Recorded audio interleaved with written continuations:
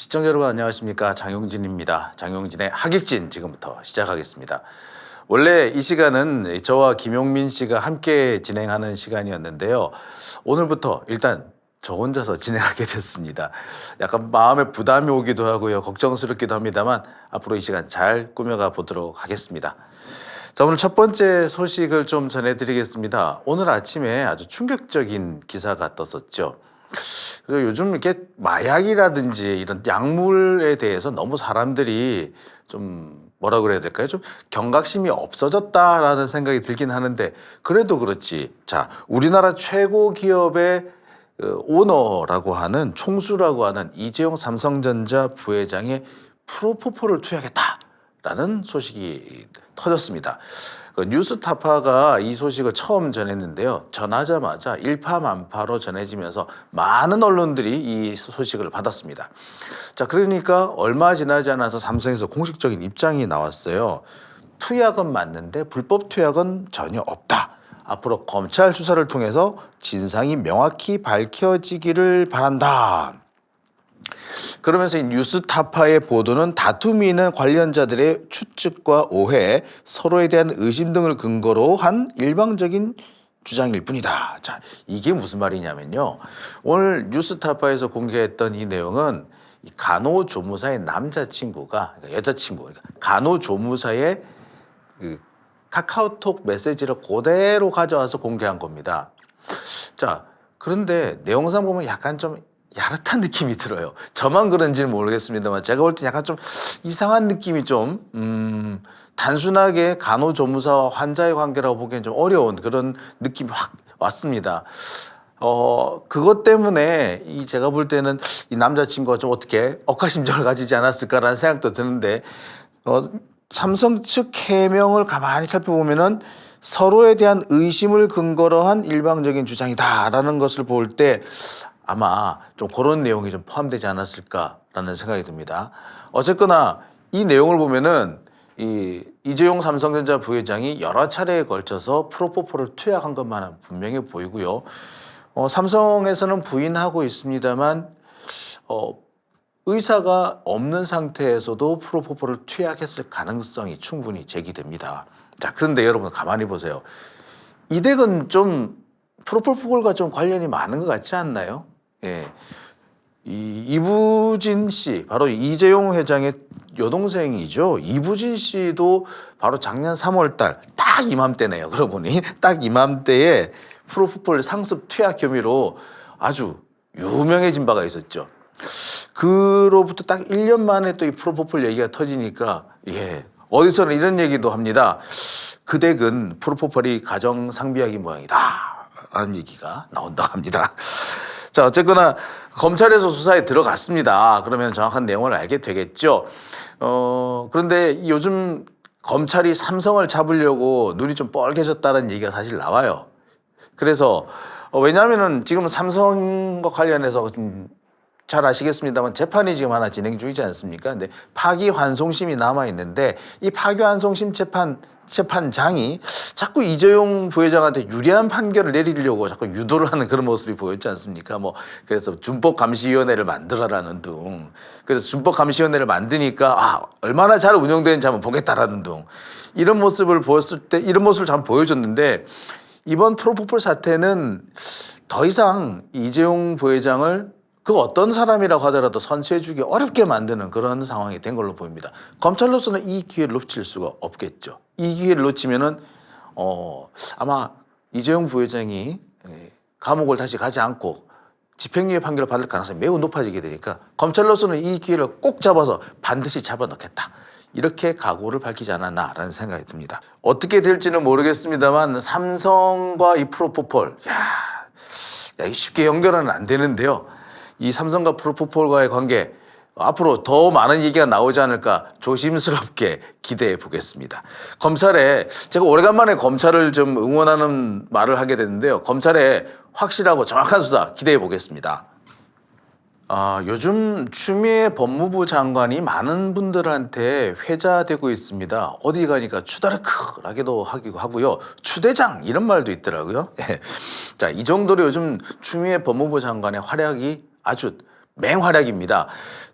최근에 그러니까 엊그제로 제가 기억을 하고 있는데요. 검찰청을 앞으로 수사검찰청과 기소검찰청으로 분리하자, 혹은 이 검찰의 기능을 수사와 기소를 분리하자라는 얘기를 합니다. 이게 뭐냐면요. 지금 서울중앙지검 특수부 같은 경우는 이 특수부 안에서 수사도 하고 기소도 다 합니다. 근데 그게 아니라 서울중앙지검 특수부가 수사를 했다면 기소는 서울중앙지검 형사부나 공판부가 맡도록 하는 겁니다. 그러니까 기능을 분리하는 거죠. 이 얘기는요, 사실 이번에 처음 나온 얘기가 아닙니다. 문물검찰총장은 공식적으로 이런 제도를 한번 우리가 추진해 봐야 한다라고 검찰개혁, 그러니까 문물표 검찰개혁 방안 중에 하나로 포함이 되어 있었고요. 그 이전부터 검찰도 이런 방안, 경찰들한테 수사권 분리를 얘기하고 기소 수사는 분리돼야 된다고 주장을 한다면, 아니 우리도 이렇게 분리해야 되지 않느냐? 라는 얘기가 검찰 내부에서 오래전부터 있었습니다. 그 당시에는 여러분 잘 아시겠습니다만 대검의 중앙수사부라는 게 있었어요. 대검 중수부. 이 대검 중수부가 수사를 하면은 그 영장 청구라든지 기소는 서울중앙지검 형사부에서 하게 하자, 뭐 이런 내용들이 그때부터도 나왔었는데, 그것이 이번에 법무부 장관의 입을 통해서 공식화된 겁니다. 이렇게 되면은 그 검찰이 가지고 있는 무소불위의 권력이 많이 제약이 됩니다. 특히 이거를 조직적으로 아예 분리를 한다면, 그러니까 기소검찰청과 수사검찰청으로 분리를 한다면 이거 자체로는 상당히 그 검찰권을 제한하고 또 민주적으로 통제하는 데 큰 진전이 될 것으로 보입니다. 자, 그와 동시에 바로 이 추미애 장관은 이 내용을 다룰 전국 검사장 회의를 소집하자라고 제안을 했어요. 누구한테? 오늘 윤석열 검찰총장한테 전화를 걸어가지고, 내가 이렇게 수사검찰청과 기소검찰청을 분리하고 하려고 하는데 당신들 뜻을 좀 듣고 싶소. 전국에 있는 검사장들 한번 모아봅시다 라고 얘기를 했습니다. 자, 이거 한 방 매긴 거거든요. 그동안 계속해서 윤석열 검찰총장이 법무부 장관한테 계속 매기는 모습이었습니다. 그러니까 그 추미애 장관이 임명한 검사장들을 사실 윤석열 총장이 자기 그 친위대를 시켜가지고 들이받게, 한마디로 왕따시키고 집단 괴롭힘을 하는 그런 모습이 보였는데, 오래간만에 이 추미애 장관이 정면으로 반박, 한 방 제대로 먹인 겁니다. 자, 그러자 윤석열 검찰총장의 반응 재밌습니다. 뭐라고 그러지 아세요? 구체적인 방안을 좀 달라라고 얘기합니다. 이분 구체적인 방안 참 좋아하시죠. 다급하면 구체적인 방안 달라 그래요. 언제? 지난번 검찰 인사 때와도 관련해서 추미애 장관이 인사 방안 한번 얘기해 보세요라고 하니까 윤석열 총장이 그랬었죠. 법무부가 먼저 구체적인 안을 가지고 오시오라고 했죠. 근데 이번에도 똑같습니다. 법무부에서 구체적인 안을 가지고 오시라고. 아니 구체적인 안을 꼭 법무부만 가져오라는 법이 있습니까? 아니잖아요.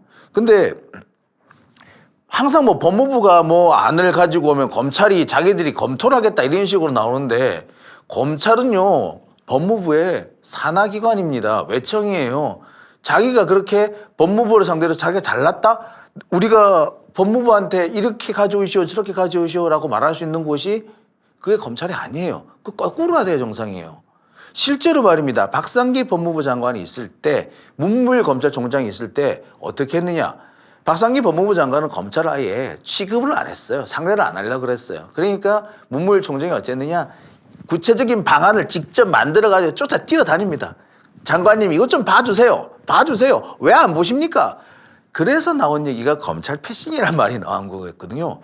자, 그런데 이번 추미애 장관은 얼마나 친절합니까? 안이 있으면 한번 내보세요. 우리 회의 한번 합시다.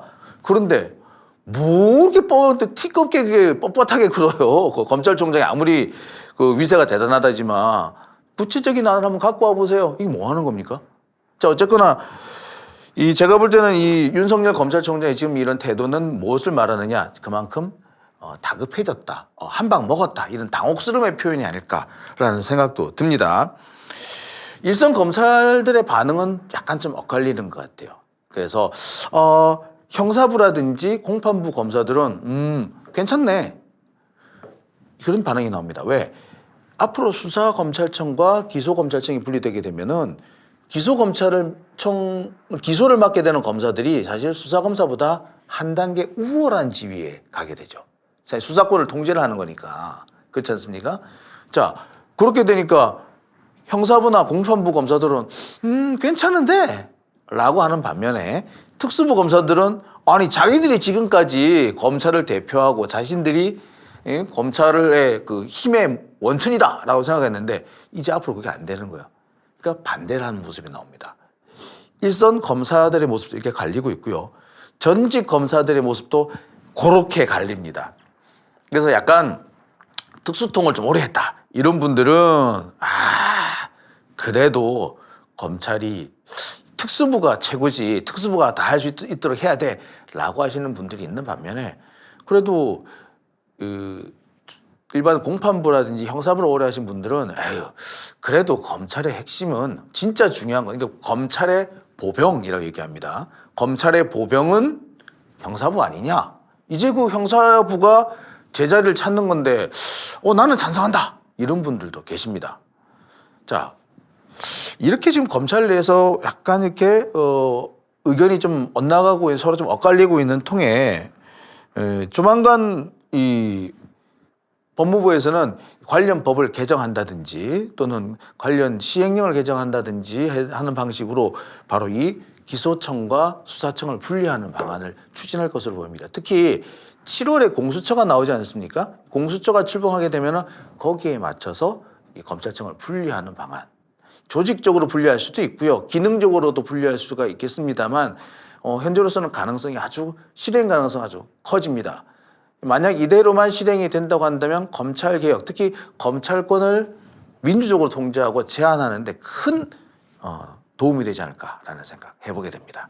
윤석열 총장은 되게 싫을 거예요. 지금 속으로 미치겠네 이럴 겁니다. 윤석열 총장 지금 답답할 거예요. 왜냐하면 계속해서 청와대를 향해서 목을 조르지 않았습니까? 청와대 최강욱 비서관을 기소한 데 이어가지고 백원우 비서관 기소하고 줄줄줄 기소를 했어요. 지금 청와대 사람들 중에 그 윤석열 검찰총장한테 이게 목줄이 안 매인 사람이 없어요.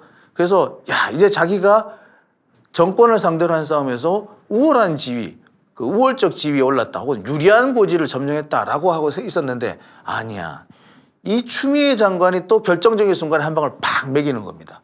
자, 윤석열 총장 속이 탈 것 같네요. 오늘 부산 검찰청을 찾아가지고 오래간만에 한동훈 검사장과 조우를 했다고 하는데 글쎄요. 부산 바닷바람 그렇게 따뜻하지만은 않았을 것 같습니다. 자, 오늘 오전입니다. 뉴스를 보신 분들 갑자기 마우스를 집어 던지신 분들이 몇 분 계신다고 하더라고요.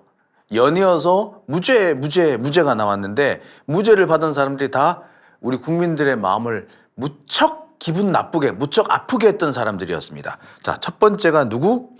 권성동 의원입니다. 권성동 의원은 여러분들 잘 아시다시피 강원랜드 취업 비리 의혹으로 재판을 받아왔죠. 자신의 비서관 그리고 자신의 지인들을 강원랜드에 취업을 시켜달라고 청탁을 했다라는 그런 의혹을 받았습니다. 그런 혐의를 받았는데 1심에 이어서 또 2심에서도 무죄가 나왔습니다. 근데 여러분 아시겠습니다만 이 사건에서 이 최영집 이사장은 강원랜드 사장이죠. 최영집 사장은 유죄를 또 선고를 받았어요. 권성동 의원하고 비슷한 혐의를 받았던 염동열 의원 역시 유죄 선고가 났습니다. 근데 유독 권성동 의원만 무죄예요. 왜 그럴까요? 자, 여러 가지 얘기들이 나오고 있습니다. 대표적인 것 중에 하나가 권성동 의원이 검사 출신이잖아요. 검사 출신이라서 그렇다라는 분도 계시고요. 어떤 분들은 꼼꼼하게 판결문을 살펴본 분이 계신 모양입니다. 근데 판결문에 그런 내용이 나와요. 실체적 진실은 모르겠지만 검찰이 합리적 의심 없이 범죄를 입증하지 못했다. 달리 말해서 검사가 잘못했네 라는 겁니다. 검사가 제대로 수사도 안 했거나 수사를 제대로 했는지 모르겠지만 공소유지 즉 공판 과정을 잘못 진행을 했다는 거죠. 자, 이 얘기는 뭐냐면은 판사가 보기에도 이 권성동 의원이 의심스럽다는 거예요. 죄를 지은 것 같긴 하대요. 그런데 완벽하게 입증되지 않았다는 겁니다. 자, 사실 여러분 이 권성동 의원 사건이 어떻게 해서 불거졌는지 혹시 기억하십니까? 제가 기억하기로 2018년 5월인가요? 안미연 검사가 TV에 나와서 직접 이 사건을 폭로하면서 시작이 됐습니다. 안미연 검사가 그 당시 수사를 하려고 그랬는데 검찰 수뇌부에서 수사를 못하게 막았다는 이렇게 주장을 한 거 아니겠습니까? 그 당시 문무일 검찰총장이 여기 나섰던 거죠. 자, 그렇다면은 그래서 그 맥락 때문에 나중에 특별수사단이 만들어지고 그렇게 운영이 됐습니다만 결과적으로 놓고 보면은 이미 초동수사에서 실패했었다라고밖에 볼 수가 없는 겁니다. 그래서 결과적으로 제대로 된 증거를 확보하지 못했고 결국 권성동 의원이 법망을 빠져나게 된 것이다 라고 추측을 해서 볼 수밖에 없어요. 자, 이런 식이라면 이게 윤석열 검찰총장의 기준대로라면은 당시 검사들 전부 다 직무유기 혹은 직권남용 권리행사 방해 혐의로 다 기소가 돼야 되는 상황이죠. 자, 그런데 지금 윤석열 총장 어떻게 할지 좀 두고 보겠습니다. 제가 볼 때는 그렇습니다. 판사가 이미 그렇게 얘기하지 않았습니까? 판사가. 실제로 진실은 잘 모르겠지만 아무래도 검사가 유죄를 제대로 입증하지 못했다라고 했다면 왜 그랬는지, 수사가 잘못됐는지, 공판이 잘못됐는지 그 원인을 따져야 될 거 아니겠습니까? 여러분 20대 젊은이들이 가장 기분 나빠하는 게 뭡니까? 취업비리 아닙니까? 그 취업비리 지금 조국 전 장관의 경우에 왜 장관자를 내놔야 했습니까? 특별한 크게 뭐 잘못한 거라든지 범죄가 있었던 게 아니라 자녀 입시와 관련해서 불공정했다. 입시에서 불공정했다는 그것 때문에 결국에 그 자리를 내놨던 거 아닙니까? 그런데 이 사람은 어떻습니까? 권성동 의원 같은 경우에 여러분 이분이 지금 저 강원랜드에 끼워 넣은 사람이 지금 제법 많아요. 최소한 서너 명에서 많으면은 한 5, 60명 수준까지 되는 걸로 지금 추산이 되더라고요. 그런데 이거는 그만한 사람들의 권리, 기회를 빼앗은 거지 않습니까? 근데 이 사람이 법망을 빠져나갔어요. 그리고 이분 출마하신대요, 이번에 또. 이런 상황 이대로 놔둬야 되겠습니까? 권성동 의원을 처벌을 할 수 없었다. 법의 한계 때문에. 못했다. 그러면 검사가 책임져야죠. 검찰이 책임져야죠. 안 그렇습니까? 자, 검찰이 책임져야 될 일이 또 있습니다. 사법농단이라고 여러분 기억하시죠? 2018년부터 2019년까지 우리 사회를 정말 떠들썩하게 만들었던 국정농단 다음으로 우리 사회를 떠들썩하게 만들었던 바로 그 사건입니다. 이 사법농단 사건을 수사했던 검사가 바로 한동훈 검사장이죠. 한동훈 검사장은 바로 이 사법농단 이후에 판사들도 약간 우습게 보기 시작했다고 합니다. 왜? 판사님들이 검사실에 불려와가지고 그렇게 겁을 먹더래요. 뭐 속된 말로 사시나무 떨듯이 발달발달 떨더라는 겁니다. 그렇게 되니까 그다음부터 이 판사들에 대해서 아무래도 조금 그전까지만 해도 판사들이 상당히 우러러보고 높이 봤는데 그다음부터는 살짝 좀 알로 보이더라, 좀 아래로 보이더라, 뭐 이런 얘기를 하더라고요. 뭐 한동훈 검사장 했던 얘기 아니라 그런 얘기가 이제 검찰에 좀 돌았습니다. 자, 그랬는데 그 사법농단에 연루됐던 3명의 현직 판사 신광열, 조의연, 성창호 판사가 오늘 모두 1심에서 무죄 판결을 받았습니다. 황당하죠? 이것도 황당합니다. 자, 이것도 보면 되게 황당해요. 제가 좀 천천히 설명을 드릴 텐데 먼저 첫 번째, 이분들은 어떤 혐의를 받았었느냐? 여러분 옛날에 정은호 게이트라고 들어보셨습니까? 정은호 게이트 사건 때 현직 판사들이 여러 명이 연루가 됐었거든요. 그래서 이제 검찰에서 수사를 많이 받았죠. 근데 그 과정에서 검찰이 구속영장을 청구합니다. 그때 대법원, 이제 법원 행정처에서 도대체 어떤 판사가, 어떤 놈이 연루가 됐는지 좀 알아봐라! 그럽니다. 누구한테? 영장 전담 판사한테. 그래서 영장 전담 판사들이 검찰이 가지고 온 소송 서류를 다 뒤져가지고 누가 연루가 됐고 누가 무슨 사건을 하고 있고 누가 어떻게 됐고 꼬실꼬실 적어서 보고서를 딱 냈어요. 보고서를 대법원에 보냈어요. 이게 뭡니까? 소송 서류를 유출한 거죠. 기밀 누설인 겁니다. 이 재판 관련된 서류는요, 재판 당사자, 재판부 외에는 보지 않는 것이 원칙입니다. 그 밖으로 나가면 그거는 위법한 겁니다. 절대로 안 되는 거예요, 원래는. 자, 그런데 영장 발부와 관련해서 그 이런 검찰이 낸 수사 서류를 대법원에 그대로 보고했다? 당연히 이거는요, 처벌 받아 마땅한 거였어요. 유죄가 나는 게 당연했어요. 그런데 오늘 제가 판결문을 저도 읽어보고 난 다음에 아차, 이 무죄가 날 수밖에 없었구나 라는 생각이 들었습니다. 왜? 뭔 줄 아시? 뭐가 나왔느냐? 재판부가 그렇게 얘기를 합니다. 영장심사와 관련된 그 내용을 외부로 유출한 것은 잘못이다 라고 딱 인정을 해요. 그런데 유출된 내용이 검찰이 알려준 내용과 별 차이가 없더라. 이게 무슨 말일까요? 자, 당시 검찰 수사팀이 법원 행정처에 전화를 겁니다. 그래서 알려주죠. 아니, 어떤 판사님이 걸렸고요. 지금 수사받고 계시고요. 또 어떤 판사님은 지금 이번 영장을 쳐야 될 것 같아요. 저 알고는 계시라고 제가 전화드립니다 라고 알려줬다는 거예요. 그 얘기를 다 기록을 해놨어요. 심지어는 요약본이 검찰로부터 도착하기도 했었대요. 그런데 그 바로 검찰이 알려준 내용과 검찰에서 가지고 온 요약 서류를 가지고 딱 그 영장 판사들이 가져온 보고서랑 비교를 딱 해보니까 거의 비슷해. 그러면은 이 사람들이 기밀 누설한 거예요? 원래라면 기밀인데 기밀이 아닌 거야, 더 이상. 자, 그러면 이 사람들 처벌할 수 있겠습니까? 못하죠. 잘못한 건 맞는데 처벌할 수 있는 상황이 아닌 겁니다. 여러분 어떻습니까? 판결 제대로 난 건 맞죠? 그럼 누가 잘못한 거 이거? 검사가 잘못한 거. 도대체 그 검사가 누구야? 당시 대검 차장검사였던 김주현 검사장, 그리고 서울중앙지검 3차장 검사 누구? 한동훈. 이 두 분이 알려줬대요. 판결문에 그렇게 등장합니다. 그리고 법원은 이런 얘기도 합니다. 검찰이 언론 브리핑을 한 내용을 찾아가지고 우리가 비교를 해봤더니 그 내용하고도 상당히 비슷하더라. 자, 아니 직접 서류로 대법원에 알려줬고 기자단에 쫙 뿌려가지고 온 국민이 다 아는 내용이었는데 그게 무슨 기밀입니까? 내가 유출하면 안 되는 거긴 했는데 이미 다 유출이 돼버렸잖아. 누가? 검사들이 다 유출해버렸어. 그러면 판사가 좀 요약본을 넘겨줬다 해가지고 그 문제 될까요? 처벌을 못하는 거죠. 이런 상황이 됐습니다. 이 검사가 잘못한 거 맞죠? 자, 그 다음에 오늘 세 번째로 무죄 판결을 받은 게 김기춘입니다.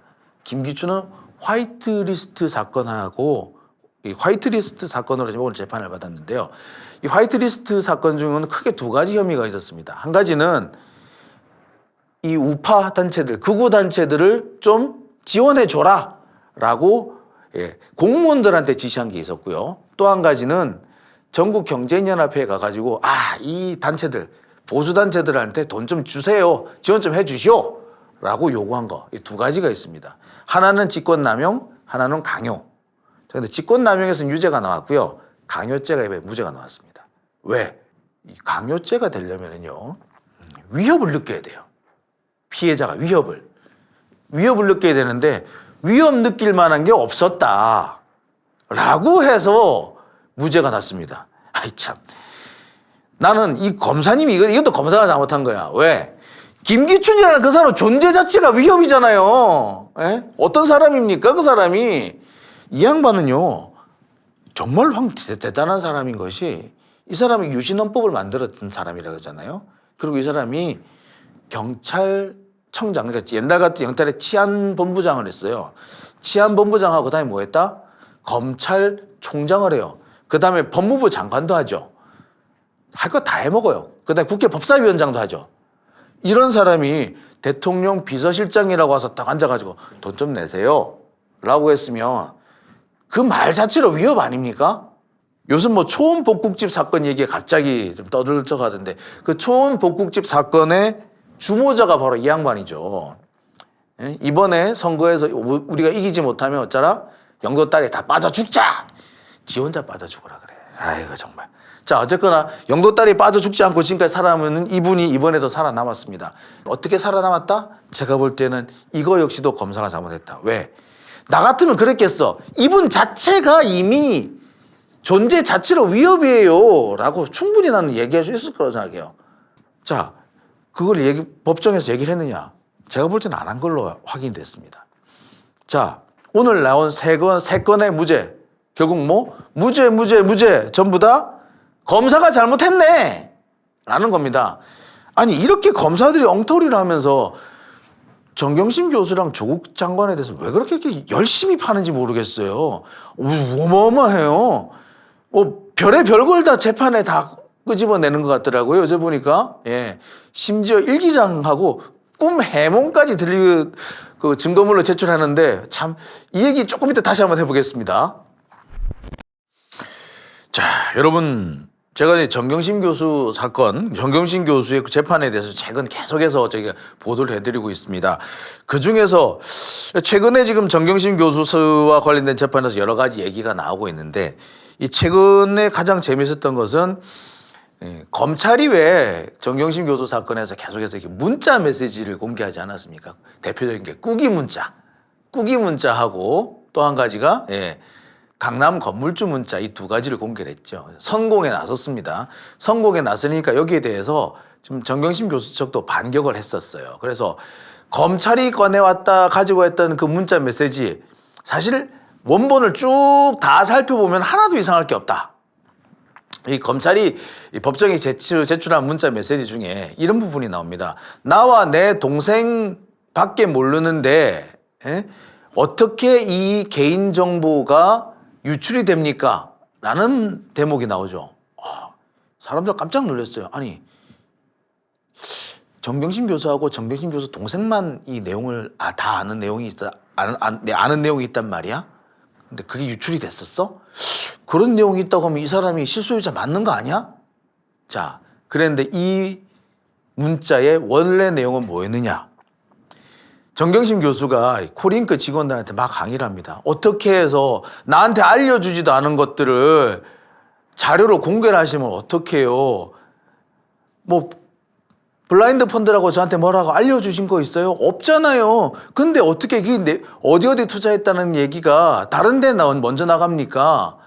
그러면서 자, 다른 투자자들도 주주 명단도 그래요. 나는 나와 내 동생밖에 모르는데 어떻게 개인정보가 먼저 그렇게 유출이 됩니까? 이건 무슨 말입니까? 왜 나는 아무것도 모르고 내 관련된 얘기를 언론을 통해서 봐야 돼? 왜 나한테 그 친구 그동안 안 알려줬어? 이 얘기였죠. 그런 이 사람이 정경심 교수가 무슨 실소유자다 하는 문제하고는 전혀 상관없죠. 그런데 한쪽만 똑 떼놓고 보니까 실소유자네였던 겁니다.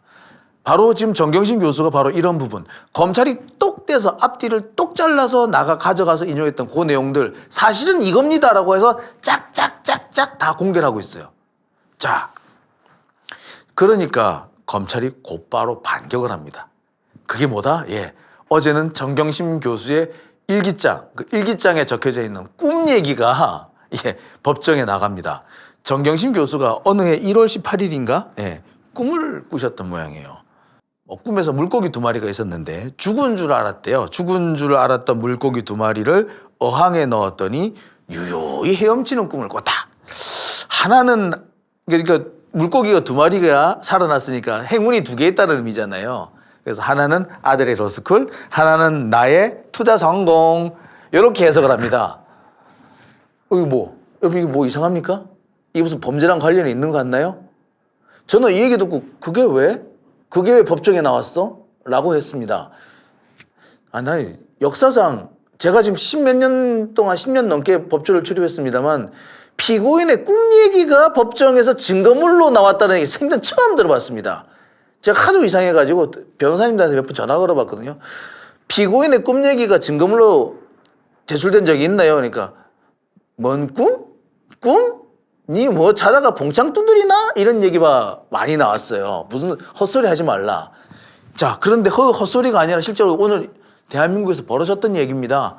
검찰이 바로 이렇게 이 말도 안 되는 정경심 교수의 꿈 얘기를 일기장에 적혀있는 꿈 얘기를 법정에 제출했습니다. 그러면서 뭐라고? 투자 성공. 하나는 나 투자 성공. 투자 맞잖아. 이렇게 주장하고 있는 거예요. 자, 지금 정경심 교수가 코링크에 5억을 이렇게 전달한 게 나오거든요. 5억을 넣었어요. 이 5억을 넣은 것이 이게 투자금이냐 아니면은 그러니까 지분 투자냐 아니면은 그 돈을 빌려준 거냐 대여금이냐 이 두 가지 성격을 가진 다툼이 있어요. 이게 만약에 지분 투자 같으면은 중간중간 이자를 받으면 안 되죠. 나중에 투자가 다 끝났을 때 수익을 받아야 되죠. 수익을 분배를 받아야 되는 거 아니에요?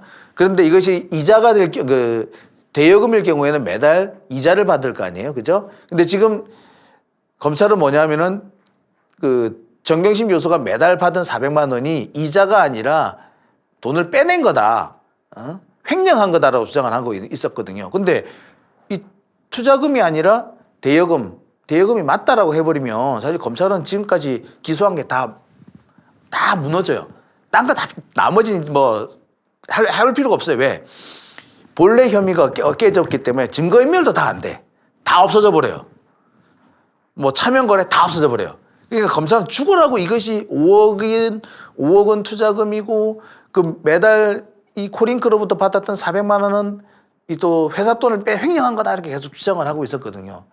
근데 투자금 그런데 이제 정경심 교수 측은 계속해서 이거 투자금이 아니고 이거는 대여금이다라고 주장하고 있었고, 자 근데 투자냐 대여냐 가지고 계속 싸우고 있는데, 자 검찰이 이 꿈 얘기를 앞에 턱 내세우면서 봐, 지도 투자래잖아, 꿈에서도 투자라고 하잖아 라고 얘기를 한 겁니다. 이거 맞나요? 이렇게 봐도 되나요?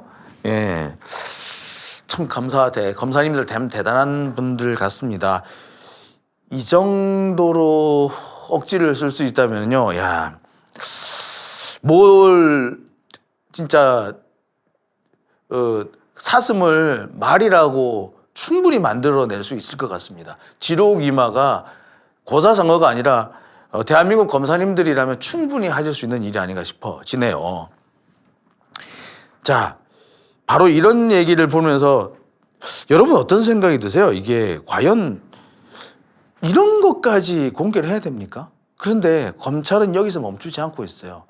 이 정경심 교수의 일기장을 공개한 데 이어서 그 딸, 조국 전 장관의 딸 조민 씨의 일기장도 지금 공개하겠다고 지금 막 지금 벼르고 있어요. 변호인이 말도 안 돼, 그걸 딸 일기장을 왜 공개를 해? 라고 해서 반대를 하니까 검찰이 뭐라는 줄 아세요? 자꾸 그런 식으로 재판을 파행하게 하지 마세요 라고 얘기를 합니다. 이게 뭐예요? 협박이에요. 협박. 검사가 뭐 우리 하자는 대로 안 하면 이 재판 확 그냥 엎어버릴 거야 라고 얘기하는 겁니다. 야, 대단한 거 아닙니까? 대한민국 검사 이제 조폭 수준입니다.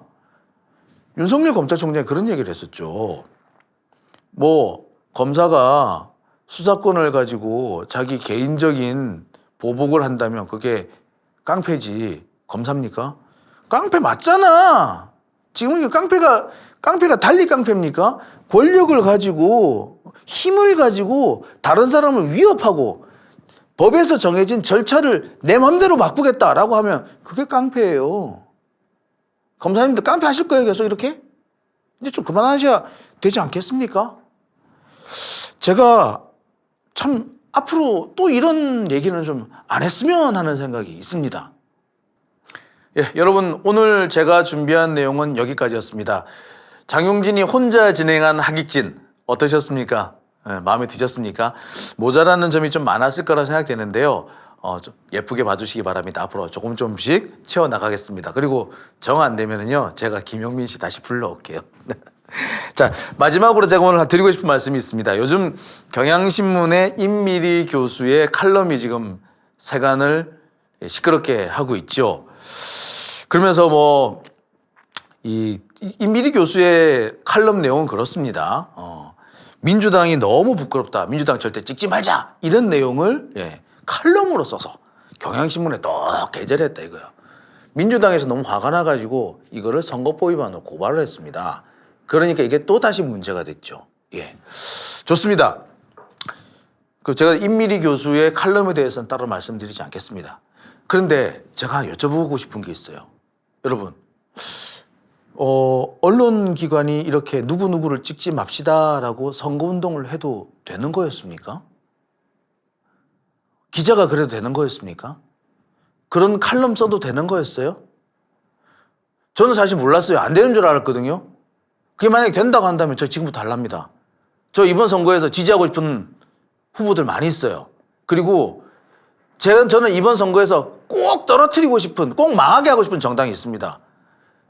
그 칼럼 제가 지금부터 주구장창 한번 써볼랍니다. 됩니까? 여러분. 여러분 결정해 주세요. 임미리 교수가 되면 저도 돼야 되는 거 아닙니까? 자, 여러분 어떻게 생각하시는지 이에 대해서 여러분의 의견을 좀 내주시기 바랍니다. 오늘 순서 여기서 모두 마치겠습니다. 여러분 다음 주에 뵙겠습니다.